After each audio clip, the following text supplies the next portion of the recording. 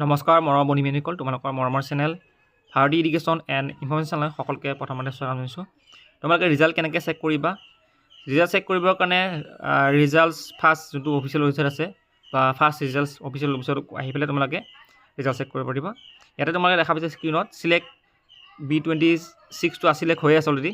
তাৰপিছত ৰুল আৰু নং, ঠিক আছে। ৰুল আৰু নংটো মই এটা যেতিয়া এণ্টাৰ কৰিম, এণ্টাৰ কৰাৰ যেতিয়া চেক ৰিজাল্ট যোনটো অপশ্যন আছে এইটো দেখা পাইছে স্ক্ৰীণত। এই চেক ৰিজাল্টত যেতিয়া ক্লিক কৰিম তেতিয়াহ'লে তোমালোকে ৰিজাল্ট চাব পাৰিবা। এতিয়া মই তোমালোকক কিছুমান প্ৰাইভেচিৰ কাৰণে ৰুল আৰু নংটো মই দেখাব বিচৰা নাই। আৰু অফিচিয়েল ৱেবছাইটটো হৈছে fastresults.in board, ঠিক আছে। এইটো ৱেবছাইটত গৈ পেলাই তোমালোকে ৰিজাল্ট চেক কৰিব পাৰিবা। এতিয়া মই এইখিনি আপোনালোকক দেখাই আছোঁ, ঠিক আছে। এতিয়া মই এণ্টাৰ কৰি দিছোঁ নম্বৰখিনি, মই এইটো ব্লাৰ কৰি ৰাখিছোঁ, ঠিক আছে। তাৰপিছত তোমালোকে এটা চেক ৰিজাল্ট অপশ্যন যে আছে ইয়াত ক্লিক কৰি দিবা। ইয়াত ক্লিক কৰাৰ পিছত তোমালোকে এটা ইণ্টাৰফেচ পাবা, ৰিজাল্টটো আহি গৈছে পিছফালটো চাব পাৰিবা, ঠিক আছে। আহি গৈছে ৰিজাল্টটোৰ বিষয়ে, ঠিক আছে। নাম চাম, নেম, স্কুল হওক, নেম, ৰেজিষ্ট্ৰেশ্যন নম্বৰ, father name, mother name, date of birth গোটেইখিনি দিয়া গৈছে। আৰু তলত মাৰ্কশ্বিটখন দিয়া আছে, ঠিক আছে। আৰু তেখেতে কিমান ডিভিজন পালে, ছেকেণ্ড ডিভিজন পালে। থেংক ইউ ছ' মাছ। এনেকৈ তোমালোকে ৰিজাল্ট চেক কৰিবা। আৰু ডাউনলোড কেনেকৈ কৰিবা?